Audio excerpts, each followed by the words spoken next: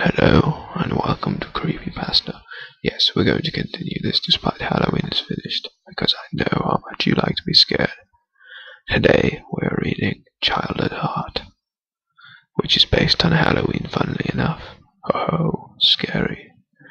Okay, Halloween, a time of scares, and shivers, ghouls and giggles, giggles of glee and delight, as we went out to give everyone a fright. Every year, my friends and I would go out trick-or-treating. Every neighbor down my street were rather festive. Not one neighbor refused to open the door. There was one house that always stood out. This particular house appeared vacant from the outside, as if no one was living there, completely empty, hopelessly empty. There was something odd, though. Every other day of the year, the house's lights were always off, and the curtains shut. On Halloween it was different. The lights were on, and the house was even somewhat decorated. Strange, no one knew who the man was living there. I remember one Halloween, though. I saw him. I had been 8 at the time. It was 3 a.m., and I thought it would be cool to pull an all-nighter, to brag to my friends at school. I was sitting on my bed, and I decided to look outside my bedroom window, and there I saw him. Staggering through the darkness was an isolated man. He appeared to be wearing a mixture of Halloween costumes, all put together to make one costume. His costume looked as if it hadn't been washed for years. What was weird was the fact that he almost behaved like a child who was trick-or-treating, despite he appeared about 50. He knocked on the house's doors, but of course, getting no response due to the time, he started to sob into his hands and frantically hit his head in some kind of crazed manner. It was devastating to watch. I vividly remember him walking over to the wall, and he kept hitting his head on the wall. He kept sobbing and sobbing, muttering and murmuring. I distinctly remember him shouting out something that seemed very peculiar at the time, but now it makes sense. He shouted out, "Mum!" On 31st October 2002, Daniel Jackson committed suicide in his home at the age of 51. He lived on his own disheveled house, steam unit, unfit for human inhabitation.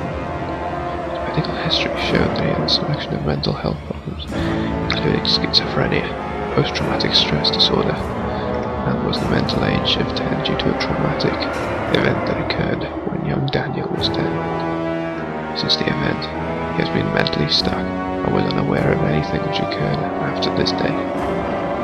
He experienced episodes and recollections of the traumatic event, which was called by triggers.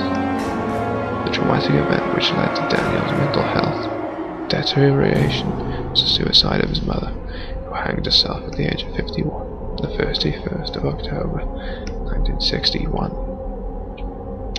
The newspaper report really did add up. What I saw on Halloween when I was 9.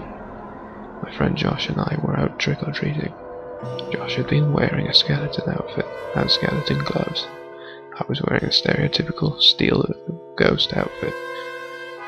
We visited all the houses, and when we got to the end of the street, Josh turned to me and said, "Hey John, what about the scary house? Let's go there, come on, it'll be fun." Without wanting to appear cowardly, I agreed. I wish I turned back and went home at that point. When we got to the house, I took one look at its crumbling, broken exterior, and decided I didn't want to do it. Josh stared at me in disappointment, but agreed to do it on his own.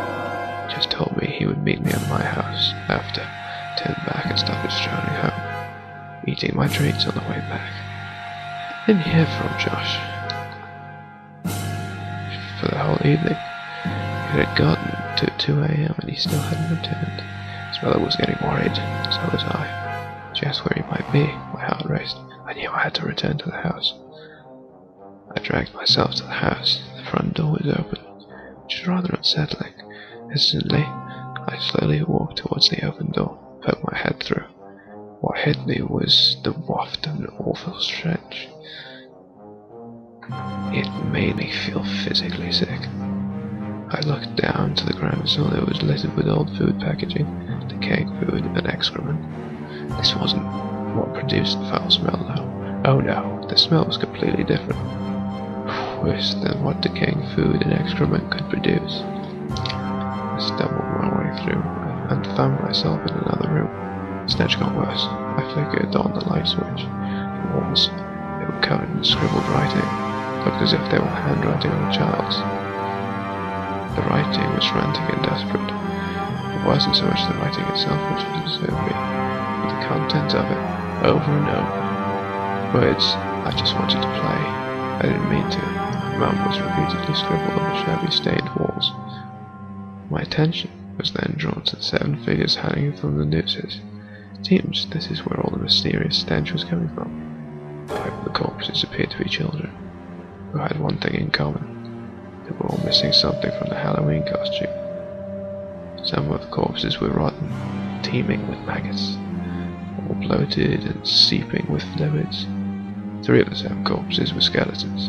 They had obviously been left to decay for so long. The corpses were labelled. The children were labelled with what Halloween creature they had been dressed up as, and the larger skeleton was labelled Mum. The other adult corpse was Daniel Jackson, who was hanging next to the skeleton labelled Mum.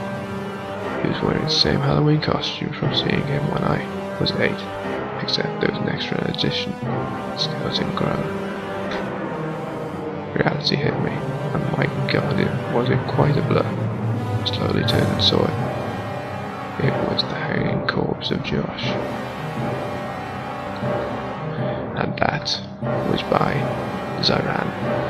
And it is Creepypasta of the month, November. And it won a Halloween contest. Anyway, good night, and remain creepy, haha.